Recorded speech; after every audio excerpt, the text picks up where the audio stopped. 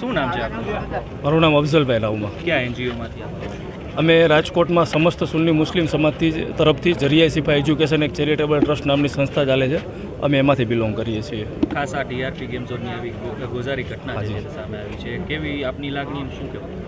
ખરેખર જે બનાવ બન્યો ને સમગ્ર રાજકોટ માટે નહીં પણ સમગ્ર ગુજરાત માટે ખૂબ જ દુઃખદ કહેવાય.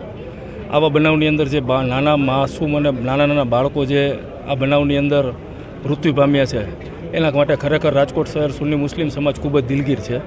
આવા બનાવ રહ્યા એ ખૂબ જ આઘાતજનક લાગે છે અને આ પરિસ્થિતિની અંદર તંત્ર તરફથી પૂરેપૂરો સાથ સહકાર મળી રહે અને જે કોઈ આ કામના આરોપીઓ જે કોઈ છે કે જેના બેદરકારીને હિસાબે આ બનાવ બન્યો છે, અમે સરકારને તંત્ર પાસે એવી માંગણી કરીએ છીએ કે એવા આરોપીઓ લોકો રહ્યા એને કડકથી કડક સજા થાય.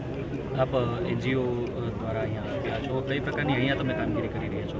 અત્યારે હાલના માહોલ પ્રમાણે તો અહીં જે પબ્લિક એટલે કે જે મૃતકોના પરિવારજનોને જે આવે છે અમે એના માટે માત્ર ને માત્ર સાંત્વના સિવાય કાંઈ આપી શકીએ એમ નથી. આગળ જતા આગામી દિવસોમાં અને જરૂર પડીને અહીંયા રાજકોટ શહેરનો સમગ્ર સુન્ની મુસ્લિમ સમાજ તમામ મૃતકોના પરિવાર સાથે લાગણીથી જોડાયેલો છે અને અમે એમના માટે ખાસ દુઆ પણ કરીશું કે જે આ બનાવ બન્યો છે ખૂબ જ આઘાતજનક અને દુઃખદ છે. આગામી દિવસોમાં સુન્ની મુસ્લિમ સમાજ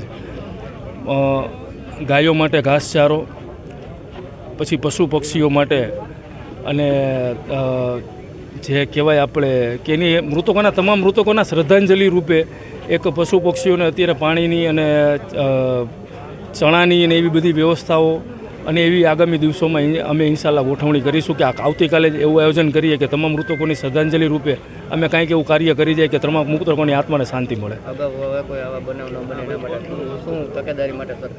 સાહેબ એ વિષય રહ્યો ને એ સરકારી તંત્રનો છે, એમાં અમે સામાન્ય પબ્લિક અને કોઈ સંસ્થા દ્વારા એમાં કોઈ પણ જાતનું ગાઈડન્સ ન આપી શકીએ કે એમાં સૂચના પણ ન દઈ શકીએ. એમાં સારા તજજ્ઞો અને સારા અધિકારીઓ એવું પોતપોતાનું કામ કરતા જ હોય છે જે ખાલી પોતે જવાબદારીપૂર્વક કરે, બસ એવી અમે આશા રાખીએ છીએ. ઓકે.